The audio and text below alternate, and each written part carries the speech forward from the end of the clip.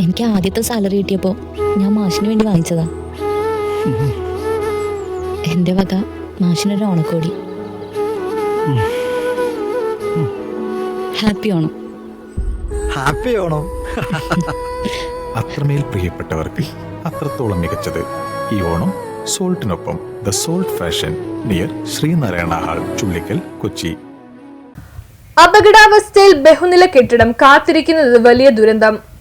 കോഴിക്കോട് വലിയങ്ങാടിയിൽ വർഷങ്ങൾ പഴക്കമുള്ള കെട്ടിടത്തിന്റെ സ്ലാബ് തകർന്നു വീണ് 4 തൊഴിലാളികൾ മരിച്ച വാർത്ത നെട്ടലോടെയാണ് മലയാളികൾ കേട്ടത്. അത്തരം ഒരു അപകടത്തിന് കാതോർത്തിരിക്കുകയാണ് മട്ടാഞ്ചേരി പനയപ്പള്ളി പ്രദേശം. ഇവിടെ പ്രധാന റോഡിന്റെ വശത്ത് 70 വർഷത്തോളം പഴക്കമുള്ള സ്വകാര്യ വ്യക്തിയുടെ ഉടമസ്ഥയുള്ള ബഹുനില കെട്ടിടം ഏത് സമയത്തും വീഴാവുന്ന നിലയിൽ അപകടാവസ്ഥയിലാണെന്നാണ് പരാതി. 4 നിലകളിലായി സ്ഥിതി ചെയ്യുന്ന പനയപ്പള്ളിയിലെ തക്യാവ് കൃഷ്ണൻസ് ലോഡ്ജ് കെട്ടിടമാണ് ഇത്തരത്തിൽ അപകടാവസ്ഥയിലായി നിലകൊള്ളുന്നതെന്ന് ആക്ഷേപമുള്ളത്. കെട്ടിടത്തിന്റെ താഴെ നിലയിൽ സ്ഥാപനങ്ങൾ പ്രവർത്തിക്കുന്നുണ്ട്. മറ്റു നിലകളിൽ ലോഡ്ജിൽ താമസക്കാരുമുണ്ട്. വിദ്യാർത്ഥികൾ ഉൾപ്പെടെ നൂറുകണക്കിന് ആളുകളാണ് ഈ കെട്ടിടത്തിന് സമീപത്തൂടെ നടന്നു പോകുന്നത്. കെട്ടിടം തകർന്നാൽ അത് വലിയ ദുരന്തമായിരിക്കും ക്ഷണിച്ചു വരുത്തുക. മുൻ 6ാം ഡിവിഷൻ കൗൺസിലറുടെ പരാതിയിൽ കഴിഞ്ഞ ഏപ്രിലിൽ കെട്ടിടം പൊളിച്ചു നീക്കണമെന്നാവശ്യപ്പെട്ട കൊച്ചി നഗരസഭ ഫോർട്ട് കൊച്ചി മേഖല അസിസ്റ്റന്റ് എഞ്ചിനീയർ കെട്ടിട ഉടമയ്ക്ക് നോട്ടീസ് നൽകിയെങ്കിലും നാളിതുവരെ യാതൊരു നടപടിയും ഉണ്ടായിട്ടില്ലെന്നാണ് പരാതി. കെട്ടിടം കാലപ്പഴക്കത്താൽ ജീർണാവസ്ഥയിലാണെന്നും റോഡിലൂടെ സഞ്ചരിക്കുന്നവർക്കും സമീപത്തെ സ്ഥാപനങ്ങൾക്കും അപകട ഭീഷണിയാണെന്ന് ബിൽഡിംഗ് ഇൻസ്പെക്ടർ റിപ്പോർട്ട് ചെയ്തതിന്റെ അടിസ്ഥാനത്തിലായിരുന്നു അസിസ്റ്റന്റ് എഞ്ചിനീയർ കെട്ടിടം പൊളിച്ചു നീക്കാൻ നോട്ടീസ് നൽകിയത്. കെട്ടിടത്തിലെ വാടകക്കാരെ ഉടൻ ഒഴിപ്പിക്കണമെന്നും അസിസ്റ്റന്റ് എഞ്ചിനീയർ നോട്ടീസിൽ പറഞ്ഞിരുന്നു. പിന്നീട് തുടർ നടപടികൾ ഒന്നും ഉണ്ടായില്ലെന്നാണ് ആക്ഷേപം. കോഴിക്കോട് വലിയങ്ങാടി അപകടത്തിന്റെ പശ്ചാത്തലത്തിലാണ് കെട്ടിടം വീണ്ടും ചർച്ചാ വിഷയമായത്. കെട്ടിടത്തിന്റെ സമീപത്താണ് നൂറുകണക്കിന് വിദ്യാർത്ഥികൾ പഠിക്കുന്ന വിദ്യാലയം പ്രവർത്തിക്കുന്നത്. വിദ്യാർത്ഥികൾ ഈ കെട്ടിടത്തിന് സമീപത്തു കൂടിയാണ് നടന്നു പോകുന്നത്. കെട്ടിടത്തിന്റെ നേരെ എതിർവശത്താണ് ബസ് സ്റ്റോപ്പ് സ്ഥിതി ചെയ്യുന്നത്. നിരവധി സ്ഥാപനങ്ങളും പ്രവർത്തിക്കുന്നുണ്ട്. ഇതെല്ലാം വലിയ ആശങ്കയാണ് സൃഷ്ടിക്കുന്നത്. പനയപ്പള്ളി സ്വദേശി TM സൈനുദ്ദീൻ എന്ന ഫിറോസ് മുഹമ്മദിന്റെ പരാതിയുടെ അടിസ്ഥാനത്തിൽ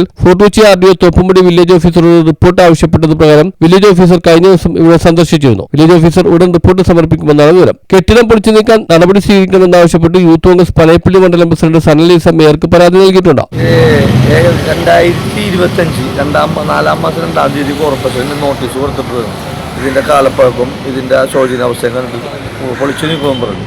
പിന്നീട് അങ്ങോട്ട് ഒരു തുടർ നടപടി ഇതുവരെ ഉണ്ടായിട്ടില്ല. ശരിക്കും പറഞ്ഞാൽ ഇതിൻ്റെ അവസ്ഥ, ഈ ബിൽഡിങ്ങിൻ്റെ ഉള്ളിൽ കയറി നോക്കിയാൽ ഇതിൻ്റെ ദൈനിക അവസ്ഥ നേരിട്ട് മനസ്സിലാവും. നമ്മൾ പുറമെ നിന്ന് കാണുന്ന പോലെ ഉള്ളിലത്തെ അവസ്ഥ വളരെ ശോചനാവസ്ഥയാണ്.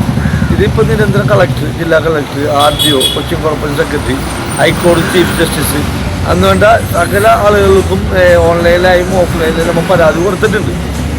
പിന്നെ തപാലയും പരാതി കൊടുത്തിട്ടുണ്ട്.